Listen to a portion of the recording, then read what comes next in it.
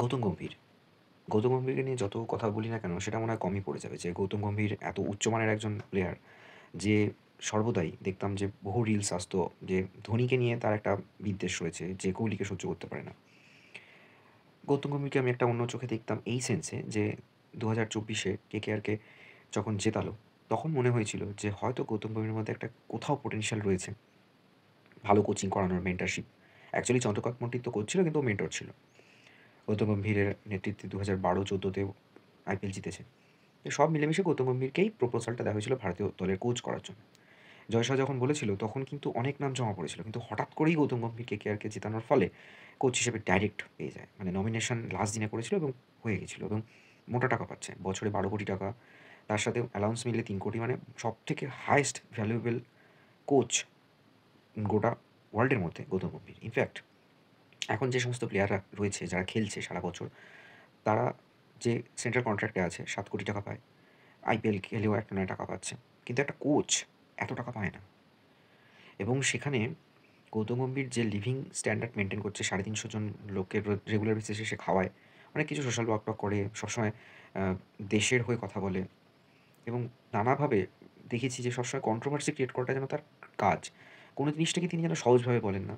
সেই গৌতম গম্ভীরকে নিয়ে আর কথা বলার মতো জায়গা রইল না যে, যেভাবে হোয়াইট ওয়াশ হচ্ছে ভারতীয় দল ২০২৪-এ WTC চ্যাম্পিয়নশিপে যখন ভারত যেতে পারল না ফাইনালে, তারপরেই গৌতম গম্ভীরকে আনা হলো কোচ হিসেবে এবং তারপর থেকে এখনো পর্যন্ত ১৮টা টেস্ট ম্যাচ হয়েছে।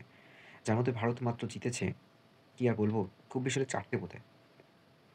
মানে সিচুয়েশন এতটা টাফ, এতটা খারাপ পর্যায়ে চলে যাচ্ছে যে কোনো টেস্ট সিরিজই জিততে পারছে না ভারত। বাংলাদেশের কাছে জিতেছে, ওয়েস্ট ইন্ডিজের কাছে জিতেছে। দুটোই হোম সিরিজ ছিল। তারপরে নিউজিল্যান্ডেও হেরেছে। ইংল্যান্ডে গিয়ে কোনোরকমে ড্র করেছে, অস্ট্রেলিয়াতে গিয়ে হেরেছে। মানে হেরেই যাচ্ছে। শ্রীলঙ্কার সাথেও ওডিআই সিরিজ হেরেছে। হেরেই যাচ্ছে। ১ম দিকে গত বছর যখন কোচিং দেওয়া হলো, ভাবা হয়েছিল যে এটা সবে, সবে। কিন্তু তারপর কি হলো ২-৩ টে সিনিয়র প্লেয়ার ছেড়ে মানে তাদেরকে সরিয়ে দেওয়া হলো দল থেকে। আর-অশ্বিন, রোহিত শর্মা, কোহলি টেস্ট দল থেকে বেরিয়ে গেল। পূজারা তো আগেই বেরিয়ে গিয়েছিল। তারপরে এই সারফরাজ সেও বেরিয়ে গেল। তাকে নেওয়া হচ্ছে না। আর সবচেয়ে বড় কথা হচ্ছে একটা কোচ। সে কেন সিলেকশন কমিটিতে হস্তক্ষেপ করছে? তার কথা অনুযায়ী সিলেকশন কেন হবে? সিলেক্টরদের কাজ পারফরম্যান্স দেখে সিলেক্ট করা। কোচের কাজ কোচিং করানো। এখানে যেন সব জায়গায় গৌতম গম্ভীর। হোয়াই? এই করতে গিয়ে আজকে ভারতীয় দলের অবস্থাটা এতটা খারাপ হয়েছে, নেক্সট ২০২৭ WTC চ্যাম্পিয়নশিপের ফাইনালে যেতে পারবে না। পারবে না। জাস্ট পারবে না।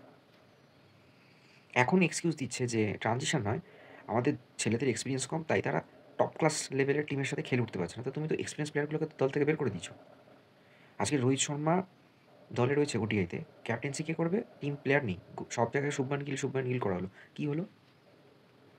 আমি জানি না ৩০শে নভেম্বর থেকে যে মানে একটা কথাবার্তা হচ্ছে যে একটা বৈঠক হবে।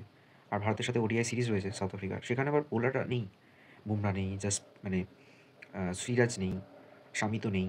কে মানে বোলিং লাইন আপে সামনে থেকে ফ্রন্টে লিড করবে কে? হার্ষিত রানা। কেন হার্ষিত রানাকে নিয়ে এত কেন ভাই? আর কি দলে বোলার নেই? আরশদীপ কোথায় গেল? সে তো একটা ভালো বোলার। সিরাজকে নেওয়া হচ্ছে না। হোয়াই? আরও তো অনেক বোলার ছিল। সব শেষ করে দিয়েছে। দলটাকে পুরো শেষ করে দিয়েছে। মানে এত খারাপ সিচুয়েশন গ্রেগ চ্যাপেলের আমলেও ছিল না। জাস্ট শেষ করে দিয়েছে দলটাকে।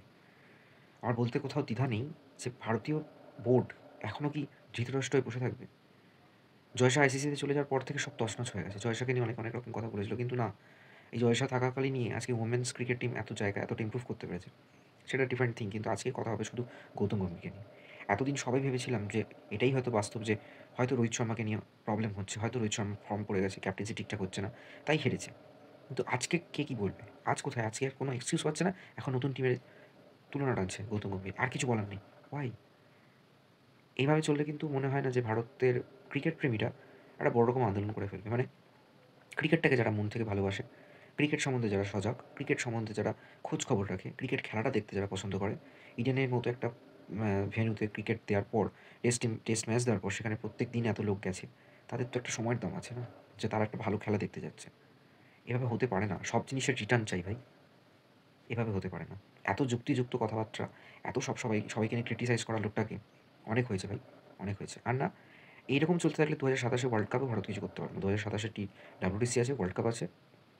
শেষ করে দিয়েছে, একদম টোটাল শেষ। আর ১ বছর হাতে টাইম আছে। আজকে বলছে যে আমার নেতৃত্বে মানে আমার কোচিংয়ে চ্যাম্পিয়ন্স ট্রফি জিতেছে, আ এশিয়া কাপ জিতেছে। চ্যাম্পিয়ন্স ট্রফি ক্যাপ্টেন কে ছিল সে সময়? রোহিত শর্মা। মাথায় রাখতে হবে। ফিল্ডে কে সামলাচ্ছে? রোহিত শর্মা। সূর্যকুমার যাদব একজন এক্সপিরিয়েন্স প্লেয়ার। সেই জন্য সে এশিয়া কাপটাকে বের করে নিয়ে আসছে। নাহলে এশিয়া কাপের ১ম দিকের ম্যাচগুলো খুব একটা ভালো খেলেনি। আর এশিয়া কাপ বাদে বাকি যে অস্ট্রেলিয়ার সঙ্গে যে টি-20 সিরিজটা হয়েছে সেখানে জেড ক্যাটাগরির টিম নামিয়েছে Australia. Not A, grade Z ছিল ওটা। তাই এত কথা না বলে ইমিডিয়েট ওকে টার্মিনেট করা উচিত। অনেক হয়েছে। Stay tune on Bong stories.